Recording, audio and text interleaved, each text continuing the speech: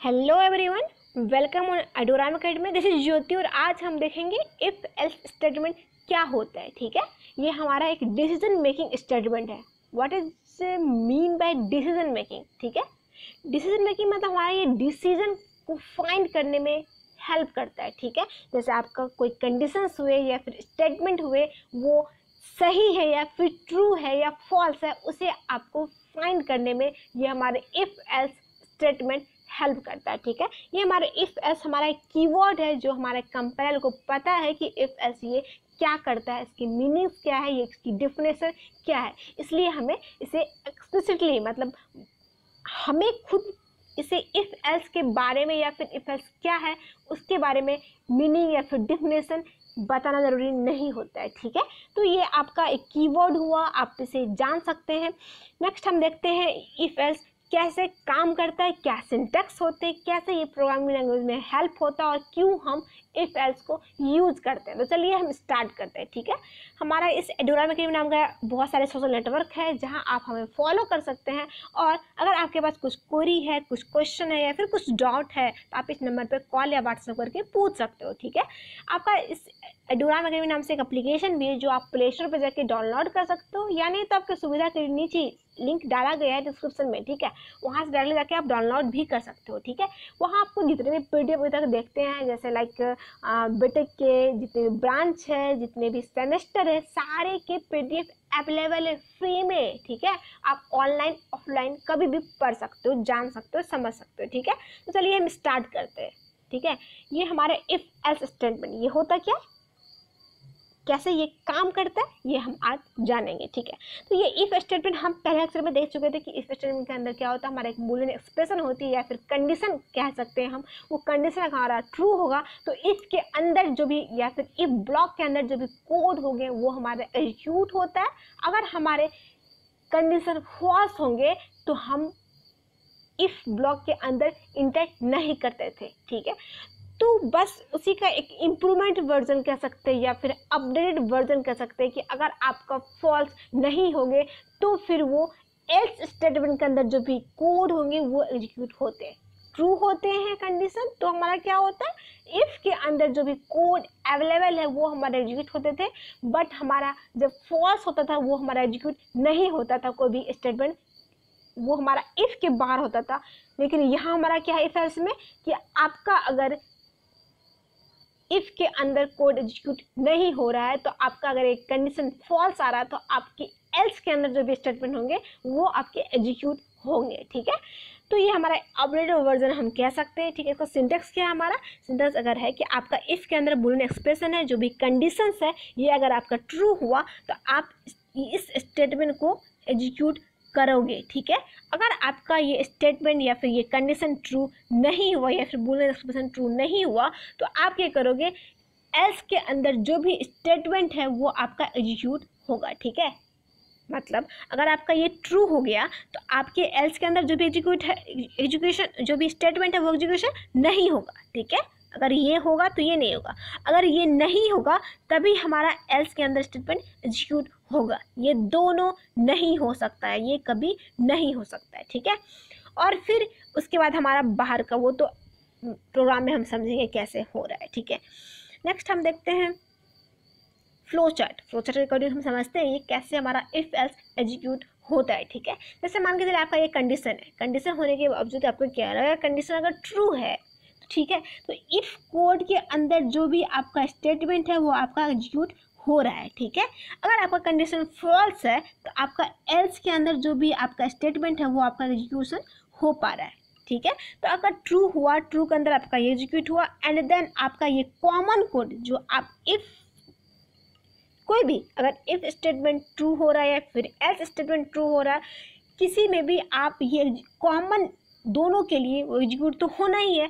तो आपका अगर इफ ट्रू हो रहा है यानी कंडीशन ट्रू हो रहा है तो आपका कंडीशन ये ट्रू होने के बाद ये एग्जीक्यूशन होने के बाद आपका ये एग्जीक्यूट हो गया, आपका प्रोग्राम एंड हो जाएगा। ठीक है, बट अगर आपका कंडीशन फॉल्स हो रहा है तो आपका एल्स स्टेटमेंट के अंदर जो भी कोड अवेलेबल है वो एग्जीक्यूशन होगा, उसके बाद हमारा ये एग्जीक्यूशन होने के बाद आपका प्रोग्राम एंड हो जाएगा। मतलब आप देख रहे हो कि आपका एल्स एंड इफ दोनों एक साथ एग्जीक्यूशन नहीं हो पा रहा है, ये दोनों एक साथ एग्जीक्यूशन नहीं होता है। ठीक है, नेक्स्ट हम देखते हैं प्रोग्राम की हेल्प से समझते हैं कि आपका x में 30 स्टोर है, ठीक है। तो आपको चेक करना है कि आपका 30 20 से छोटा या बड़ा है।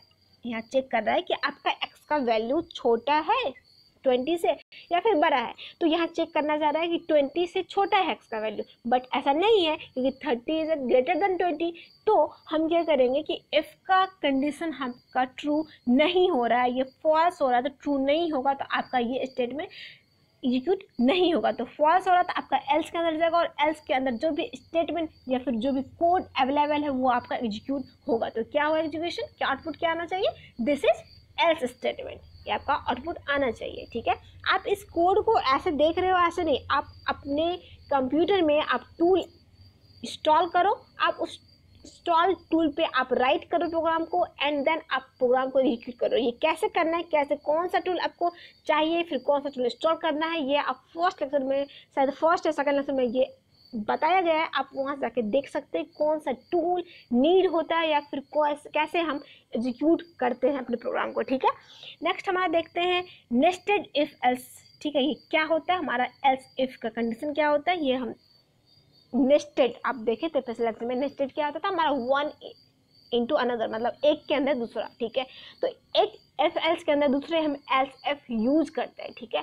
तो यहाँ हमारा क्या है, देखते हैं क्या यहाँ क्या कर रहे हैं आप, मतलब if statement can be followed by an optional else if, मतलब ये हुआ कि आपके इफ स्टेटमेंट के बाद आप एल्स इफ स्टेटमेंट यूज कर रहे हो एंड देन ये इफ के रिलेटेड जो भी एल्स था वो यहाँ यूज कर रहे हो लास्ट में, मतलब इफ एल्स दोनों ब्लॉक जो भी फॉरवर्ड स्टेटमेंट होते हैं उसके अंदर ही आप एल्स इफ कितने टाइम्स भी यूज कर सकते हो, ठीक है। ये बहुत यूजफुल है। क्यों यूजफुल है, क्योंकि आप एक इफ एल्स से बहुत सारे कंडीशन के रिस्पेक्ट में आप कोई डिसीजन ले सकते हो, क्योंकि आप पहले इफ जो हमारा स्टार्टिंग इफ है, इस इफ के अंदर जो भी कंडीशन आपका ट्रू होगा एंड देन आप चेक करोगे एल्स इफ के अंदर, फिर चेक करोगे, अब नेक्स्ट एल्स इफ के अंदर चेक करोगे, नेक्स्ट जितने भी आपको कंडीशन अवेलेबल है उतने एल्स इफ आप यूज कर सकते हो एंड देन आप डिसीजन ले सकते हो कि आपको कौन सा स्टेटमेंट एग्जीक्यूट करवाना है, ठीक है। तो ये बहुत ही यूजफुल है, बहुत कम्प्लेक्सिटी है इसमें लेकिन बहुत यूजफुल है हमारा। नेक्स्ट हम देखते हैं व्हेन यूजिंग इफ एल्स, मतलब जब हम यूज करते हैं नेस्टेड इफ को तब हमारे बहुत कुछ पॉइंट्स है जो हमें माइंड रखना चाहिए, माइंड में रिमेंबर करना चाहिए कि कौन से स्टेटमेंट नीड होते हैं, कैसे इसे यूज करना होता है, जस्ट लाइक इसे सिंटैक्स कैसे हमें यूज करना होता है, ठीक है। देखते हैं पहला क्या कह रहा है, एंड इफ कैन हैव 0 और 1 एल्स। जैसे हम सभी जानते हैं कि एफ के बाद एल्स होता है क्योंकि आपका कोई ट्रू नहीं हुआ तो एल्स स्टेटमेंट के अंदर जो भी कोड अवेलेबल है वो हमारा एग्जीक्यूट होता है, ये सब हम सभी जानते हैं।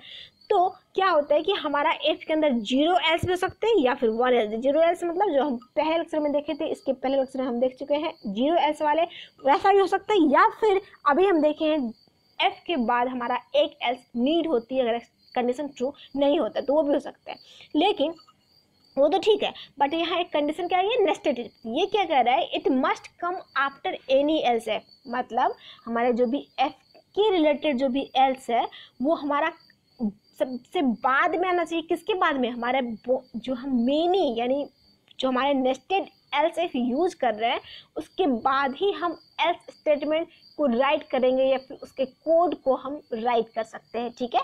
यानी हमारा पहले इफ के बाद हम कितने भी एल्स इफ यूज कर लो, मतलब आप नेस्टेड इफ यूज कर लो, उसके बाद ही आप एल्स स्टेटमेंट को यूज कर सकते हो, ठीक है। नेक्स्ट हमारा क्या कह रहा है कि इफ कैन हैव 0 और मेनी एल्स इफ, मतलब इफ के पास हमारा 0 एल्स इफ भी हो सकता है, मतलब एक भी एल्स इफ नहीं हो, मतलब नेस्टेड नहीं हो, या फिर मेनी एल्स इफ, आप 1 भी हो सकते हैं, 2 भी हो सकते हैं, 3 भी हो सकते हैं, कितने भी हो सकते हैं, ठीक है। तो बहुत सारे एल्स इफ हो सकते हैं, हम सभी जानते हैं। And they must come before else, मतलब हमारे जो इस इफ के जो भी एल्स है उसके पहले ही हम else if nested else if use कर सकते हैं, इस एल्स के बाद हम यूज नहीं कर सकते, ठीक है।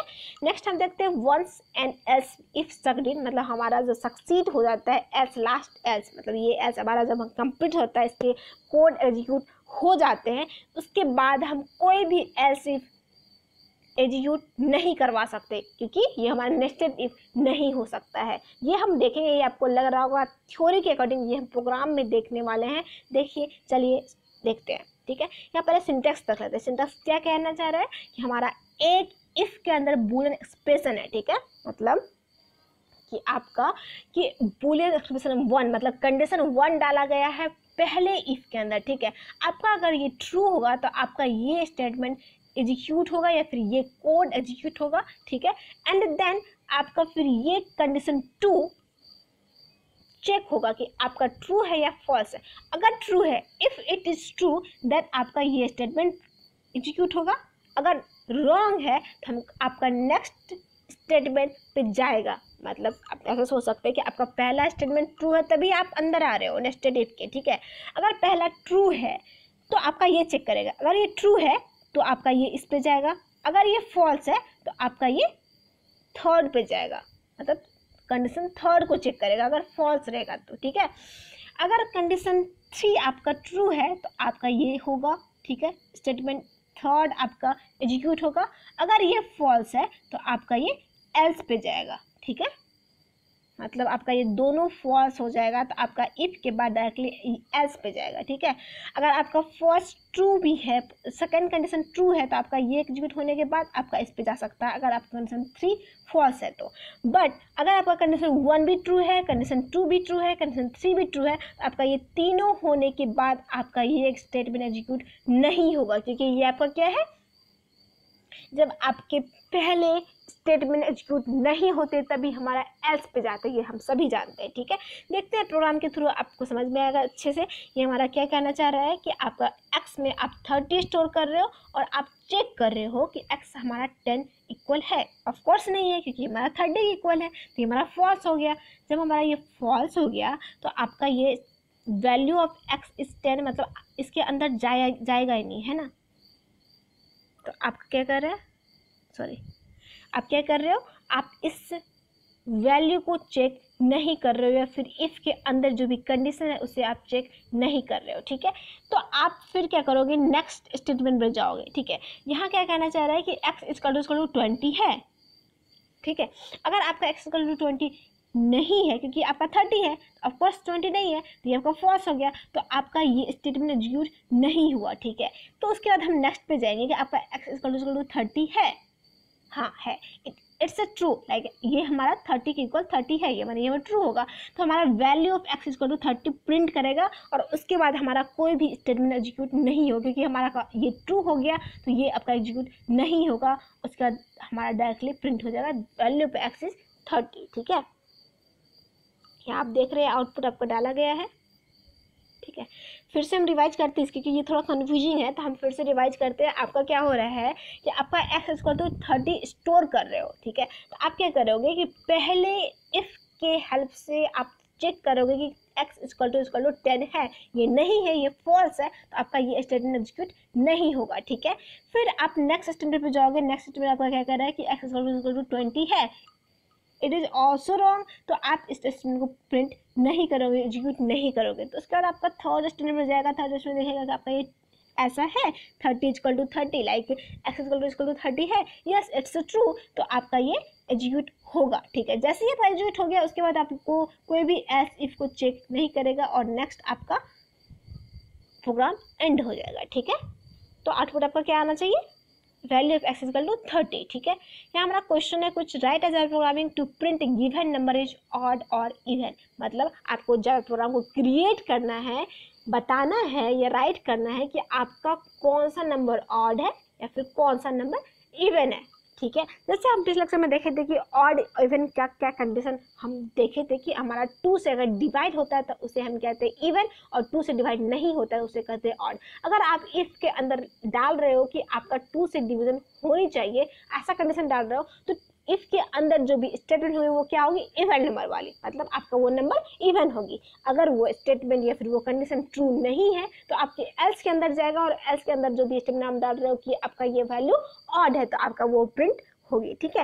नेक्स्ट हमारा क्वेश्चन है write a programming to print given 2 number which is greater, मतलब आपको 2 नंबर डाला गया है और उसे प्रिंट करना है, बताना है कि कौन सा वैल्यू ग्रेटर है। ये भी हम पता कर सकते हैं कि अगर आपका a का वैल्यू 5 है, b का वैल्यू 10 है, तो पहले हम इफ के टर्म्स में देखेंगे कि हमारा a equal to a greater than B है, यानी 5 ग्रेटर देन 10 है, इट्स रॉन्ग, हमारा नहीं है, तो हम आपका एल्स में जाएगा और एल्स में आप प्रिंट करोगे बी ग्रेटर है, ठीक है।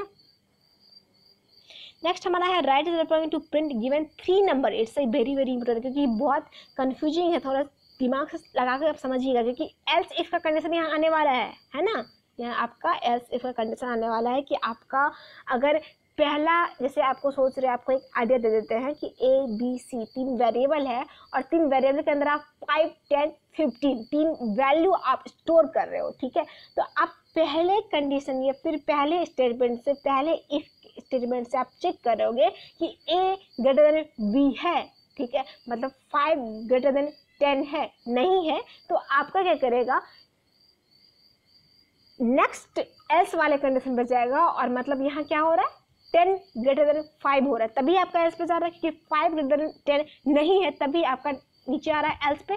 इट मीन्स क्या, आपका 10 ग्रेटर देन 5 है, एंड देन चेक करेंगे कि आपका जो भी ए और बी में बी अगर बड़ा हो रहा है तो बी से फिर सी को कंपेयर करेंगे, अगर बी बड़ा है तो हम मैक्स को बी लिखेंगे, अगर सी बड़ा है तो हम सी को मैक्स लिखेंगे, ठीक है। ये हमारा एफ एल्स की कंडीशन से चेक होगा, राइट होगा, आउटपुट जनरेट होगा।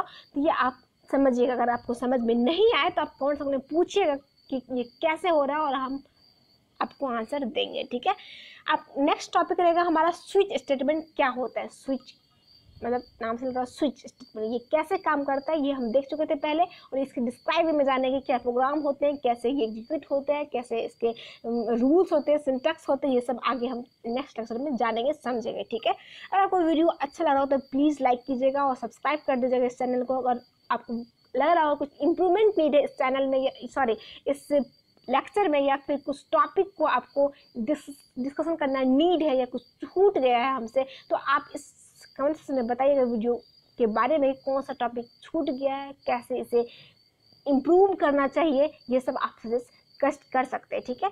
और अपने दोस्तों के साथ शेयर कर लीजिएगा इस चैनल को अगर अच्छा लग रहा होगा तो। और फिर हमारा एक एडोरा वगैरह नाम से एप्लीकेशन भी है जो आप प्ले स्टोर पर जाकर डाउनलोड कर सकते हैं, या नहीं तो आपकी सुविधा के लिए नीचे लिंक डाला गया है डिस्क्रिप्शन में, वहाँ जाकर आप डाउनलोड भी कर सकते हैं, ठीक है। वहाँ आपको सारा PDF फ्री में अवेलेबल है, वो आप पढ़ सकते हैं, जान सकते हैं, ऑनलाइन ऑफलाइन कभी भी, ठीक है। तो चलिए चलते हैं, बाय बाय, थैंक यू।